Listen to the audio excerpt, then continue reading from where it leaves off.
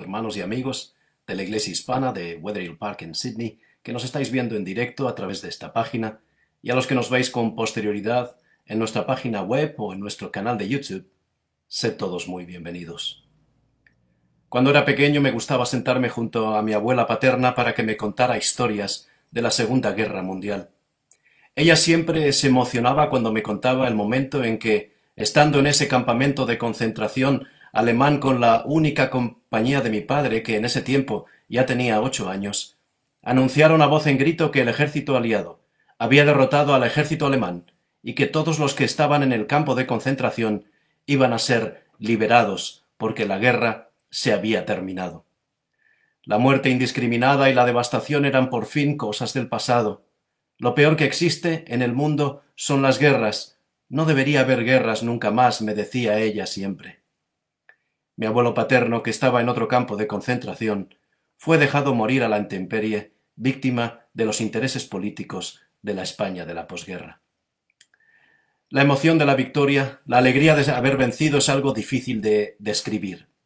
¿Habéis visto alguna vez por televisión las fuertes emociones que exteriorizan los ganadores de un campeonato mundial de fútbol cuando vuelven a su país de origen? Es sencillamente espectacular. Un campeonato mundial es un acontecimiento megacolosal. La gente se vuelve prácticamente loca. La euforia y la fiesta de la victoria se prolongan por muchas horas. Todo el mundo dice, es tiempo de celebrar la victoria. Tanto en las guerras como la que me contaba mi abuela paterna, como en los triunfos deportivos que hemos disfrutado en nuestra vida, la victoria es algo anhelado, buscado y esperado con la mayor de las ilusiones. Pero el gran campeonato de esta vida, es decir, la batalla que nos permite obtener premios eternos, no se pelea en los estadios de fútbol, ni en los campos de tenis, ni en las sofisticadas canchas de básquetbol, ni en los escenarios de guerra como el de Pearl Harbor. La batalla real de la vida, la controversia entre Jesús y el enemigo de siempre, se pelea en la mente de cada uno de nosotros. El propio Pablo les explica a los efesios en el capítulo 6 y versículo 12 de su carta que no tenemos lucha contra sangre y carne, sino contra principados, contra potestades, contra los gobernadores de las tinieblas de este siglo, contra huestes espirituales de maldad en las regiones celestes. No obstante, las buenas noticias son que esta batalla real de la vida, la batalla contra el mal, no va a durar por tiempo indefinido. Pronto la guerra llegará a su final, con la victoria de Jesús, una victoria anhelada, buscada y esperada con la mayor de las ilusiones. Nos dice el último libro de la Biblia en su capítulo 14, versículos 2 y 3, que Dios mismo, con voz del cielo como estruendo de muchas aguas y con voz como de arpistas, anunciará al universo entero el tiempo de la celebración, de la fiesta que al final ha llegado, la que anuncia que los ejércitos de Dios en los cielos y en la tierra han ganado la victoria para siempre. Pero para vencer la batalla real de la vida, el apóstol Pedro, en el capítulo 1 de su segunda carta, abre los pergaminos como lo hacen los grandes estrategas y nos muestra con extraordinaria fidelidad esa estrategia para alcanzar la victoria. En el lenguaje más inspirado que se puede leer de él, Pedro describe cómo Jesús ha hecho posible que los cristianos puedan ganar la batalla diaria contra el mal, contra sí mismos y contra el enemigo, y que así puedan lograr el éxito en esta guerra para poder compartir el último grito de victoria. Pedro describe en el versículo 3, como todas las cosas que pertenecen a la vida y a la piedad nos han sido dadas por su divino poder, mediante el conocimiento de aquel que nos llamó por su gloria y excelencia. Pedro dice, todas las cosas nos han sido dadas mediante el conocimiento de Jesús. Tanto Pedro como Pablo estaban completamente convencidos de que donde el mal abunda, sobreabunda el poder de Dios. Pablo declaró a los filipenses, todo lo puedo en Cristo, que me fortalece, porque él mismo experimentó una transformación total de su vida. Pablo llega a afirmar a los que vivían en Corinto que, si dejamos a Jesús guiar nuestra vida, somos nuevas personas. La forma de vivir de antes habrá pasado, y todas las cosas serán nuevas para nosotros. Y que de todo esto proviene de Dios, quien nos reconcilió consigo mismo por medio de Jesús, y nos dio la oportunidad de reconciliarnos con Él también. La pregunta es, ¿cómo podemos obtener la victoria definitiva en esta guerra? Leamos detenidamente las palabras de Pedro. Esas notas de campo, esas anotaciones extraídas de su experiencia en todo tipo de batallas, y notemos en ellas las promesas y garantías de victoria provistas por Dios mismo. Anteriormente hemos leído el versículo 3, y ahora el versículo 4 nos dice que somos participantes de la naturaleza divina, habiendo huido de la corrupción que existe en el mundo a causa de la ambición humana. ¿De qué manera se consigue ser participantes de la naturaleza divina? Pedro afirma que el propio Dios nos ha dado grandísimas promesas, para que por ellas lleguemos a ser participantes de la naturaleza divina. ¿Dónde están esas grandísimas promesas? Cuando leemos los Evangelios, las buenas noticias de la libertad que Jesús nos ofrece, descubrimos esas promesas que nos llevan a conocer y creer en Jesús y así alcanzar la victoria para siempre. Al final del Evangelio de Juan encontramos justamente esta afirmación. Pero estas promesas se han escrito para que creáis que Jesús es el Cristo, el Hijo de Dios, y para que creyendo tengáis vida en su nombre. Necesitamos entender que conocer y creer en Jesús no es simplemente un tema de religión, sino que ello nos ofrece un panorama totalmente diferente a la hora de enfrentar nuestra lucha diaria frente a esa tendencia a hacer el mal que todos sufrimos, y la manera de alcanzar la victoria en esta guerra de la que sabemos que existe un final.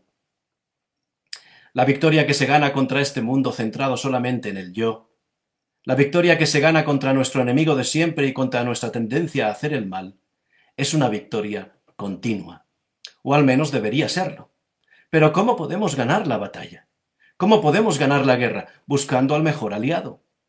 La Biblia afirma que si Dios está de nuestra parte, ¿quién puede enfrentarse a nosotros? Cuando Jesús enseñó a sus discípulos cómo dirigirse a Dios, terminó la oración que llamamos Padre Nuestro de la siguiente manera: porque tuyo es el reino y el poder y la gloria por todos los siglos. Amén. La fortaleza para vencer esta guerra está en aliarnos con aquel que tiene el reino, el poder y la gloria desde siempre y para siempre. Dios y los seres humanos luchamos mano a mano para lograr juntos una victoria aliada. La victoria final está a nuestro alcance gracias a Jesús. La salvación del ser humano es su obra, pero la cooperación con el Dios de la salvación es nuestro mayor privilegio. María Magdalena derramó un costosísimo ungüento sobre los pies de Jesús. Los ungió con un perfume extremadamente caro. ¿Os preguntáis por qué? Porque eso era una celebración. La celebración de una victoria diaria gracias a Jesús. La celebración de un nuevo estilo de vida donde las recomendaciones de Jesús lo eran todo en su vida y ahora María lo estaba celebrando. Ahora bien, no olvidemos que la victoria solo se alcanza cuando atravesamos un conflicto. Algunos han descrito erróneamente el lamento de Pablo acerca de la debilidad humana en Romanos 7 como la experiencia de alguien que no se ha convertido. Pero esto no es así. Porque Pablo declara en el versículo 22, porque según el hombre interior me deleito en la ley de Dios. Es decir, su mente y su corazón habían sido renovados. Pablo escribe aquí sobre sí mismo y acerca de todos los cristianos nacidos de nuevo. Él era un seguidor de Jesús totalmente convertido. Según el hombre interior que estaba en él, se deleitaba en la ley de Dios porque amaba a Dios y como consecuencia guardaba sus mandamientos. La carta a los Romanos capítulo 7 realmente describe la experiencia de cada cristiano convertido que se deleita, que encuentra satisfacción en cumplir las recomendaciones que Dios nos presenta en su ley, pero que descubre que todavía está atado a esa tendencia a hacer el mal que todos sufrimos. ¿Cuándo nos libraremos de esa tendencia a hacer el mal? El mismo Pablo, cuando les escribe a los filipenses en su capítulo 3 y versículos 20 y 21, nos indica cuándo nos liberaremos definitivamente de ella y nos recuerda cuándo venceremos esa guerra para siempre. Pablo afirma: mas nuestra ciudadanía está en los cielos, de donde también esperamos al Salvador, al Señor Jesús, el cual transformará nuestro cuerpo para que sea semejante al cuerpo de la gloria suya, por el poder con el cual puede también sujetar a sí mismo todas las cosas. Jesús venció en la cruz al creador del mal. La sentencia se resume en las palabras de Jesús gritando: «Consumado es». Pero la ejecución de esa sentencia todavía no se ha producido. Sabemos que Jesús ganó esa guerra y que ha prometido venir a buscarnos. Sabemos también que ha prometido venir por segunda vez para ejecutar esa sentencia. Por tanto, no podremos deshacernos de esa tendencia a hacer el mal hasta que nuestro cuerpo sea transformado en el momento en el que Él venga por segunda vez, cuando, como dice Pablo, esto corruptible, es decir, nuestro cuerpo, será vestido de incorrupción. La victoria definitiva es al final. No nos engañemos. La naturaleza humana que tiende a hacer el mal seguirá afectándonos hasta el tiempo final. Pero no por ello debemos rendirnos o dejar que la tendencia a hacer el mal anule nuestra voluntad. Al igual que nos ocurre a nosotros, Pablo se angustiaba porque, según su nueva naturaleza, él se extendía hacia lo correcto, hacia lo recto, pero según su vieja naturaleza se sentía inclinado a hacer lo incorrecto. Leamos en la versión de la Nueva Biblia Española lo que Pablo les describe y les declara a los creyentes de Roma en ese capítulo 7. Dice así: «Lo que hago no lo entiendo, pues lo que yo quiero hacer, eso no lo hago, y en cambio, lo que detesto hacer, eso es lo que hago. Ahora, si lo que hago es contra mi voluntad, estoy de acuerdo con la ley en que ella es excelente, pero entonces ya no soy yo el que realiza eso, sino la tendencia a hacer el mal que habita en mí. Veo claro que en mí, es decir, en mis bajos instintos, no habita nada bueno, porque el querer lo excelente lo tengo a mano, pero el realizarlo, no. No hago el bien que quiero, el mal que no quiero, eso es lo que hago». Es evidente que para Pablo, el fin de la lucha todavía no había llegado. No debemos olvidar tampoco que Pablo, como nos ocurre también a nosotros, perdió algunas batallas. Él sigue afirmando: «Porque según el hombre interior, me deleito en la ley de Dios. Pero veo otra ley en mis miembros, que se rebela contra la ley de mi mente, y que me lleva cautivo a la ley del mal que está en mis miembros». Y finalmente, en los versículos 24 y 25, Pablo exclama, llegando quizás al límite de la desesperación: «Miserable de mí, ¿quién me librará de este problema? ¿Quién me librará de este cuerpo de muerte?». Pero a renglón seguido afirma quién puede liberarle. Pablo dice: «Gracias doy a Dios por Jesús, nuestro Señor». Se acabó la angustia. La victoria está asegurada. Jesús nos hace libres porque Jesús nos ayuda a alcanzar la victoria. Jesús nos hace libres porque con Jesús alcanzamos la victoria frente al mal. Los prisioneros que están en la cárcel desean estar libres, y para ello algunos idean planes de huida mediante largos túneles bajo los muros, como aquellos que nos mostraba la película titulada La Gran Evasión. O saltan muros, o usan cualquier otro recurso con tal de verse libres. Para la otra clase de prisioneros, los prisioneros de esa tendencia a hacer el mal de la que venimos hablando, Jesús tiene la llave que abre las puertas de la cárcel y deja a todos en libertad. El viejo carcelero, nuestro enemigo de siempre, ya no puede detener esa liberación. Y lo mejor de todo es que todos podemos tener copias de esa llave maestra. Jesús vino a traer libertad. Esa fue su misión, tal y como él mismo la presentó cuando habló en la sinagoga de Nazaret. Jesús dijo: «El Espíritu de Dios está sobre mí, por cuanto me ha ungido para dar buenas noticias a los pobres. Me ha enviado a sanar a los quebrantados de corazón, a pregonar libertad a los cautivos y vista a los ciegos, a poner en libertad a los oprimidos, en otras palabras, a predicar el año agradable del Señor». Si bien es cierto que son grandes la vergüenza y la degradación producidas por el mal en el ser humano, aún mayores serán, en el año agradable del Señor, en el día de la victoria final, el honor y la exaltación mediante la manifestación del extraordinario amor de Jesús por cada uno de nosotros. Diremos entonces: es tiempo de celebrar la victoria. Pedro quedó impresionado por el milagro de los panes y los peces, pero sobre todo por el hecho de que no se sumasen, sino que se multiplicasen.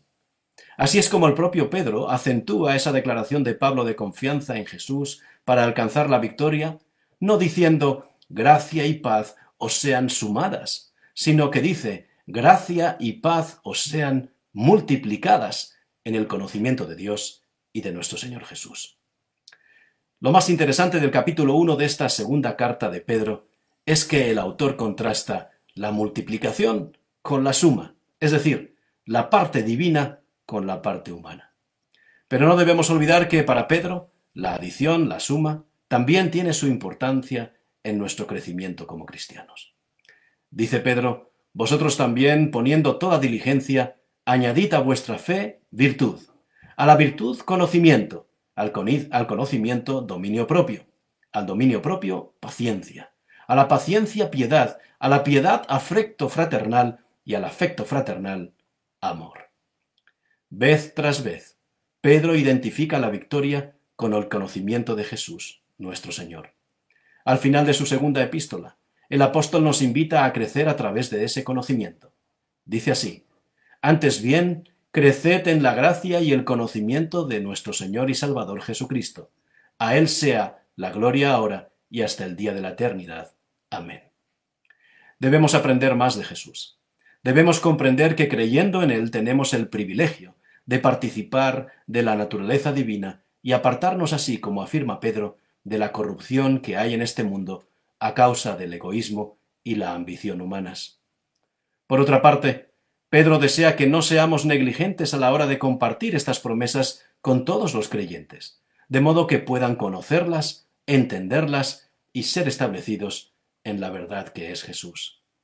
Pedro declara que en tanto que estemos en este mundo, debemos despertar y comprender las promesas que Dios nos ha dado para asegurarnos nuestra victoria final.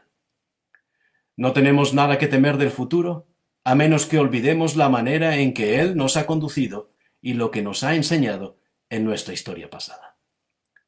La memoria es un tesoro, dijo Nicholas Rowe, a quien debemos entregar fondos si deseamos su ayuda cuando lo necesitemos. En la Biblia se obtiene el conocimiento del plan de Dios para el ser humano. El conocimiento de la misión de Jesús y de sus promesas nos proporciona la seguridad de una salvación completa y perfecta, hecha posible de manera gratuita, una victoria que podemos experimentar mediante la fe.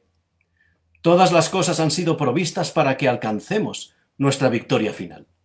Nadie debería perder su vida y su futuro por falta de conocimiento.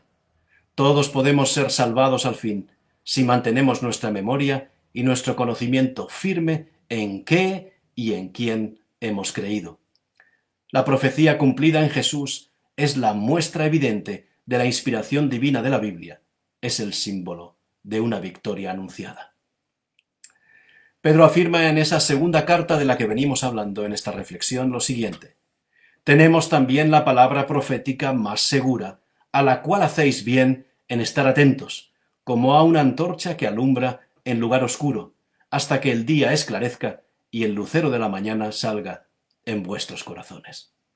Comprender no solo el pasado con relación a Jesús, sino también el futuro a través de la profecía, nos ayuda a aumentar nuestro conocimiento de Él y nos asegura esa victoria que anhelamos, la victoria aliada.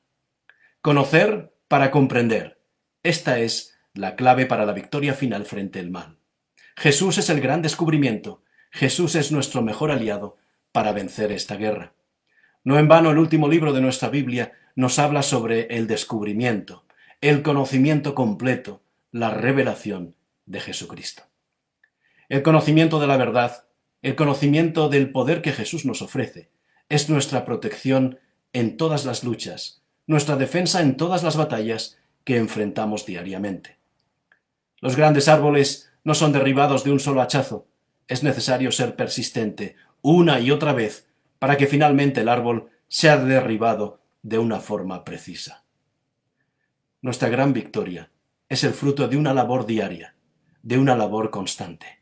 Algunos creen que al final de nuestra experiencia cristiana y en los momentos de mayor dificultad, el Espíritu de Dios vendrá, permitidme el ejemplo, como lo hacía el séptimo de caballería en las películas del oeste, es decir, justo a tiempo. Pero para eso hace falta estar luchando.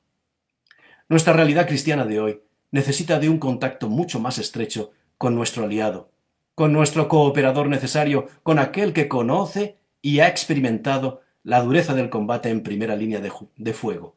Jesús es su nombre. Pedro escribe en su primera carta acerca de la esperanza del cristiano. Yo diría de la mayor esperanza del cristiano, la mayor motivación para seguir luchando día a día.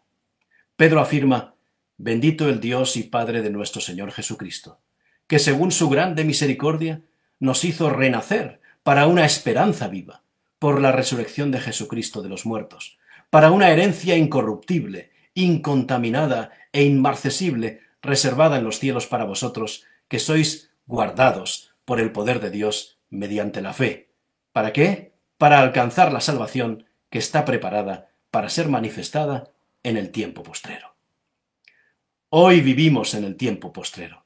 Nuestra salvación, nuestra liberación, nuestra victoria está hoy más cerca que cuando creímos. Usando un lenguaje militar, dejemos a Jesús al mando de la operación. Dejemos a Jesús el control del ataque y de la estrategia. Aliémonos con Él, porque la victoria definitiva frente al mal está asegurada. Nuestra vida no puede ser la crónica de una muerte anunciada, sino la crónica de una victoria asegurada. Que Dios te bendiga abundantemente en esta semana.